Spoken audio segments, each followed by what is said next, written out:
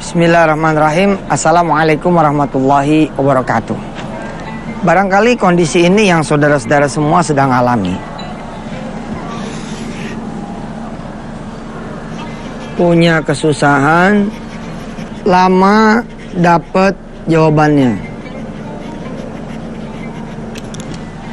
Punya kesusahan, lama dapat jawabannya.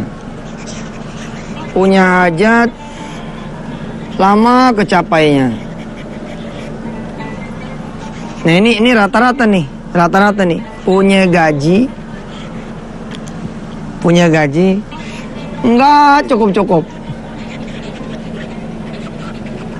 Barangkali ini kondisi ente pada punya kesusahan, lama dapat jawabannya. Punya hajat, lama kecapainya. Punya gaji enggak cukup. Yang berikut ini juga Anda lagi nih. Punya usaha, malah bertambah-tambah puyengnya. Rungsing. Ya. Bila mana ini yang menjadi persoalan saudara saat ini, bolehlah saya ajukan satu sebab. Jangan-jangan saudara dalam keadaan tidak dirahmati Allah. Diajab sih enggak gitu, tapi kurang rahmat gitu. Dihajar sih enggak gitu, tapi kurang berkah hidupnya. Tidak dirahmati Allah, kurang berkah. Ya. Punya anak musingin, aturan nyenengin musingin. Punya banyak toko malah khawatir melulu. Jangan-jangan kurang rahmat. Salah satu penyebab kurang rahmat, kurang berkah, salah satu penyebabnya adalah kurangnya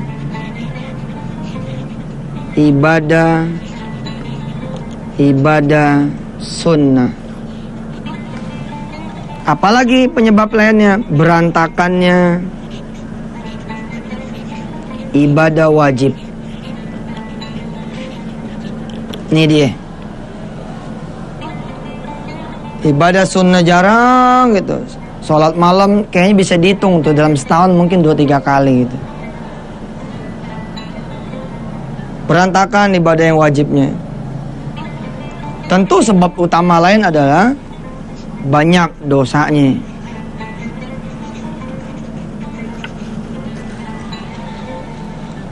Sedikit amal solehnya.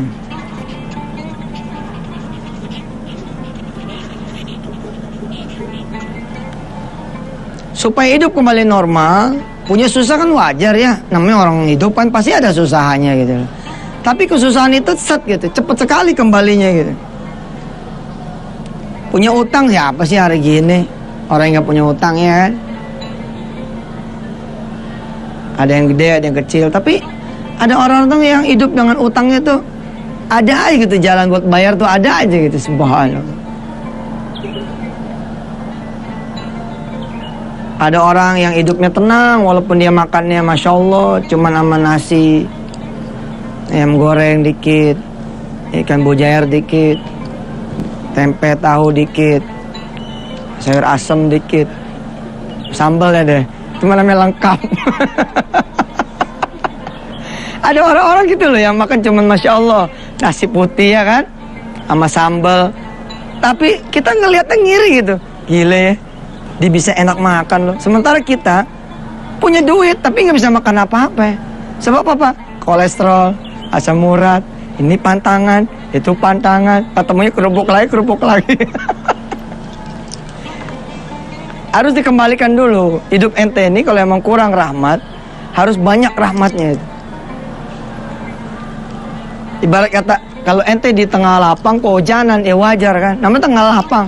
Ini kan yang aneh, ente di dalam gedung kehujanan, itu dia. Kalau ente tengah padang pasir, kepanasan, kegerahan, wajar. Lah ente di tengah AC, ente bisa kegerahan, bisa panas gitu. Karena dari dalam memang panas gitu. Pusing, kepala pusing, semua pusing. Kembalikan ini semua. Dengan cara apa? Pertama, kalau emang sedikit amal solehnya, banyakin. Kalau kurang ibadah sunnahnya, banyakin. Kalau berantakan ibadah wajibnya, sempurnain, rapiin.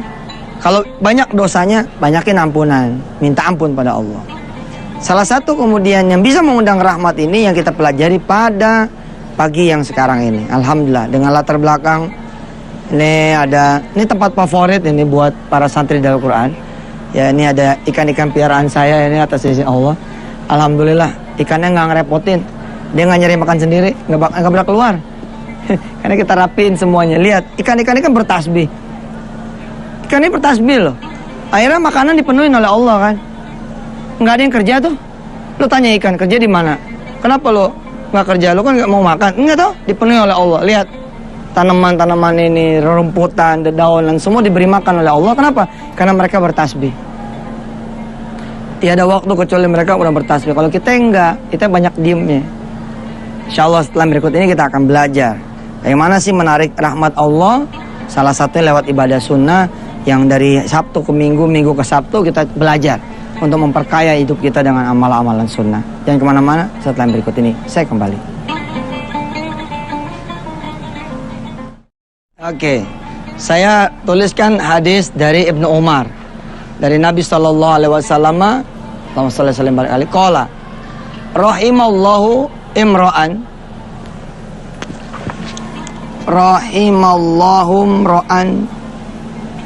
shalla qabla al-asri arba'an. Dari Nabi SAW kita tahu bahwa Allah merahmati mereka-mereka yang sholat sebelum asar 4 rakaat. Kalau kemudian kita mau dirahmati oleh Allah Subhanahu Wa Taala, hadis ini boleh kita pakai. Sebelum asar kita 4 rakaat geber. Nah, kita begini enggak gitu. Ternyata kita enggak gitu. Kemarin kita udah belajar beberapa waktu yang lalu. Nah, 4 rakaat sebelum dan sudah zuhur. Pertama, haramahullahu 'alan nar. Allah haramin jasad kita dari neraka. Terus di dalam salat zuhur sebelum dan sesudah, Rasul bilang innaha sa'atun tuftahu abwabus samai. Dia adalah satu saat di mana dibuka pintu-pintu langit. Dan Rasulullah menghendaki fauhibbu, maka aku menghendaki ayas'adali amalun salihun. Rasul pengen pada saat pintu langit terbuka yang naik adalah amal soleh. Tapi kalau kita kan enggak, pas pintu langit ini lagi dibuka, yang naik apa? Kita lagi nambah makannya. Kita lagi ngerokok. Itu yang naik tuh. Di jam-jam sangat strategis tuh. Paten banget ada bibirnya monyong. Masa yang naik yang begitu? Jangan dong. Yang naik pas salat sunnah 4 rakaat sebelum dan sesudah, cakep. Ente tuh gini loh, ente kalau nggak dikenal penghuni langit bahaya. Bahaya ente. Bahaya. Sebab apa? Pada saat kita wafat nih, kita mau lewat mana? Pada saat kita wafat, mau lewat mana kita? Pasti lewat langit-langit kan? Coba kalau misalkan begitu kita lewat langit-langit, ternyata semua penghuni langit nyumpain ente.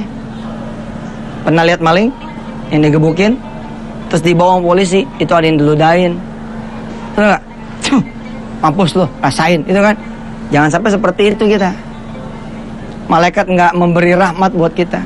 Apa kata malaikat? Ada sih malaikat yang datangi kita kalem. Insya Allah bro, di sana udah ditungguin malaikat Jabaniyah.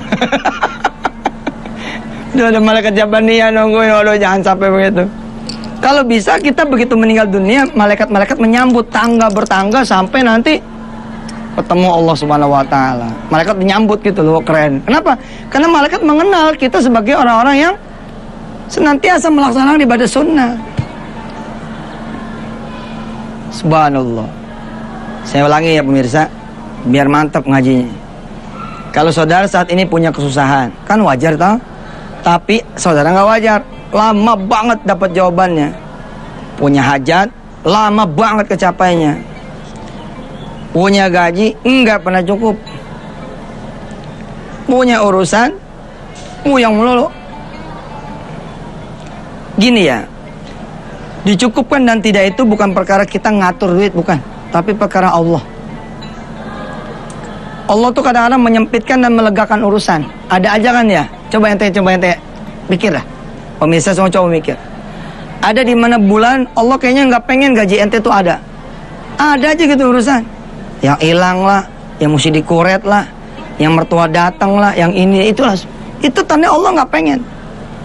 Contoh, ente ngembat, 2 juta, ngembat nih 2 juta.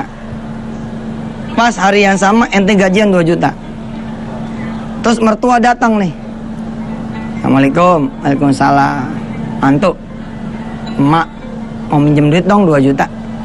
Terus kita ngasih mertua nih 2 juta. Nih mak, disebutnya kebaikan dari mantu ke mertua atau bukan?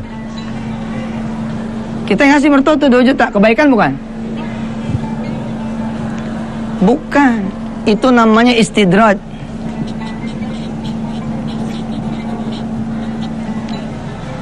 Istidraj. Istidraj. Apa istidraj? Arti gampangnya, ente dimainin sama Allah. Kira-kira Allah ngomong begini, ambil dah, ntar saya ambil lagi, gitu. Ambil sana, nanti aku yang ambil lagi. Oh, ente pikir kebaikan? Bukan. Bukan kebaikan. Itu namanya istidraj. Dan kalau ente kasih mertua lewat uang haram, malah namanya kejahatan. Itu membunuh mertua itu. Duit haram yang ente bawa ke rumah ente, ngasih siapa aja, itu ngebunuh dia. Hati-hati. Hati. Nah, kalau ketemu persoalan kayak begitu, punya urusan, puyeng melulu, rungsing, punya proyek, punya usaha, malah puyeng, malah rungsing, barangkali kita dalam suasana tidak dirahmati Allah, kurang berkah. Bisa jadi 4 hal ini, sedikit amal solehnya, kurangnya ibadah-ibadah sunnah, berantakan ibadah yang wajib, banyak dosanya. Nah, coba dimulai diberesin lagi hidup. Salah satu dimulai beresin hidup, kita coba kejar amalan-amalan sunnah. Salah satunya adalah hadis dari Ibnu Umar dari Nabi SAW, rahimallahu, Allah memberi rahmat, imro'an, seseorang yang sholat qoblal asri arba'an, sholat sebelum asar 4 rakaat. Sholat 4 rakaat itu gimana? Ya 4 rakaat, usolli sunnatal asri, gitu ya, arba rakaatin lillahi ta'ala, Allahu akbar. Nggak usah tahiyat 2 kali, sekali aja tahiyatnya. Rakaatnya ketiga baca aja surat pendek lagi, nggak apa-apa. Rakaat pertama misalkan baca kuliah, rakaat kedua baca kulhu, rakaat ketiga baca al-falaq, rakaat keempat baca an-nas, selesai. Siapa tahu Allah berkenan betul memberi rahmat. Rahmat nih gimana? Yang belum beristri dapat rahmat, punya istri. Yang belum bersuami dapat rahmat, punya suami. Yang belum punya anak diberi rahmat, punya anak. Yang belum punya usaha diberi rahmat, punya usaha. Yang belum punya toko dan seterusnya. Insya Allah kita akan kembali lagi insyaallah setelah yang berikut ini.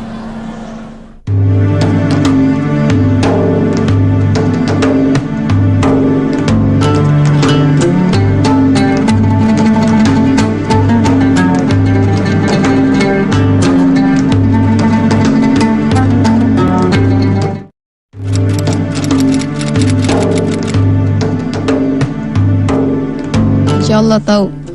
Bismillahirrahmanirrahim. Rahimallahu imro'an shalla qabla al-'asri arba'ah.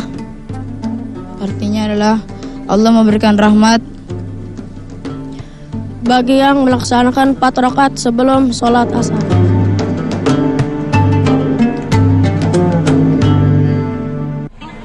Alangkah bijaknya buat para masjid yang menyediakan waktu yang cukup, para DKM masjid yang menyediakan waktu yang cukup untuk para jemaah yang mau melaksanakan sholat sunnah. Jadi di kandon kalau bisa ada penghitung waktu gitu. Kan suka ada tuh 7 menit, 6.59, 6.58, 6.57, 6.56, 6.55, terus sampai 6. Artinya tinggal 6 menit. 6 terus 05 59, 0558, 0557, 0556, 55, 54, 53, terus ke bawah sampai akhirnya 5. Berarti tinggal 5 menit. Orang yang datang belakangan ngitung nih. Oh, masih ada 3 menit dia sholat 4 rakaat. Masih bisa tuh 4 rakaat 3 menit tuh. Tapi ketika misalkan tinggal 2 menit, kita sholatnya 2 rakaat. Kalau kira-kira datangnya tinggal setengah menit, jangan sholat dah. Nggak apa-apa, tapi niat udah dicatat. Jangan sampai justru Anda datangnya masbuk. Anda datangnya masbuk nih, udah tinggal tahiyat doang. Tahiyat juga tinggal salam. Jadi begitu ente ikut tinggal assalamualaikum. Jangan bos, kehilangan ini ntar. Masa nggak mau sih dikasih rahmat? Rahmat ini kan gift, hadiah. Istilahnya bonus. Ente punya gaji 4 juta, tapi bonusnya 14 juta. Mantap kan? Punya gaji 3 juta, tapi bonusnya 30 juta. Subhanallah, kira-kira begitu. Jangan sampai dicabut rahmat itu. Ada sih toko, ada sih barang dagangan, ada beras, ada ini, ada. Tapi yang dicabut rahmat sama Allah, nggak ada yang beli. Nggak ada yang beli. Sekalinya ada yang datang pakai pistol gitu. Apa kata nih orang? Saya udah bawa truk, perintahin semua orang masukin ke truk saya. Coba gimana tuh? Yang datang yang begitu gitu. Banyak loh hari ini. Banyak. Nah, perlindungannya juga di antara sana kan dengan sholat-sholat sunnah. Kita udah belajar tuh kan, 4 rakaat sebelum zuhur, 2 rakaat sebelum subuh. Hari ini belajar 4 rakaat sebelum asar. Pemirsa yang dirahmati Allah, tadi ada santri-santri Darul Quran pakai baju pramuka, ditanya oleh ya, kita tahu nggak hadis tentang sholat 4 rakaat sebelum asar? Subhanallah, ternyata dia tahu. Dan bukan cuma dia yang tahu, tapi saudara juga sekarang udah tahu. Kalau sudah tahu, tidak melaksanakan, mudah-mudahan Allah memberikan taufik dan hidayah buat saudara semua. Sudah tahu kok tidak melaksanakan. Kalau kemarin tidak tahu, nggak melaksanakan, mungkin nggak jadi soal. Tapi sekarang saudara sudah tahu. Jangan sampai saudara sudah tahu dan tetap tidak melaksanakan. Ustadz, bagaimana dengan saya? Ya, tidak bisa saya sholat begitu gampang. Tidak seperti saudara-saudara saya yang lain yang begitu gampang sholat. Mohon pada Allah Subhanahu Wa Taala agar saudara bisa membanyakin sholat sunnah, punya banyak waktu. Insya Allah kalau ente pada berdoa sama Allah, Allah akan kasih kerjaan, kasih bos, kasih majikan yang tidak membuat ente pada menjadi sempit waktunya untuk beribadah pada Allah Subhanahu Wa Taala. Yang saat ini posisinya enak, jangan sampai kemudian dia tidak melaksanakan. Kalau diatur waktunya, insya Allah pasti bisa. Kita ulangi, pemirsa. Kita baca bareng-bareng. Bismillahirrahmanirrahim. Bismillahirrahmanirrahim. An Ibni Umar Anin Nabiyyi sallallahu alaihi wasallam qala rahimallahu imra'an shalla qabla al-asri arba'an. Allah merahmati seseorang yang salat sebelum asar 4 rakaat. Nih, ulangi lagi yang kemarin kita pelajari. Ya, jangan sampai belajar yang ini yang lupa. 4 rakaat sebelum dan sudah zuhur. Harramahullahu alan nari innaha sa'atun tuftahu abwabus sama'i. Orang yang sholat zuhur 4 rakaat sebelum dan sesudahnya, Allah akan haramkan jasadnya dari api neraka. Api neraka tuh ente emang nggak tahu sih ya, jadi nggak takut. Padahal neraka itu luar biasa. Di neraka itu ada namanya pohon zakum. Jadi buahnya namanya buah zakum. Itu 1 tetes aja buah zakum jatuh ke dunia. 1 tetes nih, kan kita kalau makan melon, melon. Kalau makan melon kan suka ada pecahannya jatuh tuh, tetesannya jatuh. Makan apa lagi kita yang kira-kira ngeces? Semangka. Makan apa lagi? Durian ngeces ya? Mangga begitu kita buka aja kan keluar tuh. Saudara, kalau pohon zakum 1 tetesnya saja jatuh ke dunia, habis dunia. Iya. Pohon zakum itu 1 tetesnya aja, peng, jatuh ke dunia. Rasulullah bilang, halakat sakul, bakal hancur semuanya. Nah sekarang ente diharamin tuh jasad dari neraka. Subhanallah kan. Enteng banget. 4 rakaat sebelum dan sesudah. Jajal dah. Mudah-mudahan saudara dientengin oleh Allah. Karena ada juga orang yang berat banget. berat banget. Insya Allah. Terus 2 rakaat sebelum subuh. Khairum minat dunya wa ma fiha. Lebih baik daripada dunia dan isinya. Alhamdulillah, sampai ketemu lagi di lain waktu pemirsa. Untuk Sabtu dan Minggu kita tidak berdoa bareng. Doa barengnya cuma ada di hari Senin sampai dengan Jumat. Ya, mudah-mudahan saudara semua dikabulkan oleh Allah doa-doanya. Terus ikutin tuh doa bareng di Senin sampai Jumat bersama Yusuf Mansur lewat Antv, bersama seluruh masyarakat yang melihat tayangan wisata di Antv. Terima kasih banyak. Ilaliko, wassalamualaikum warahmatullahi wabarakatuh.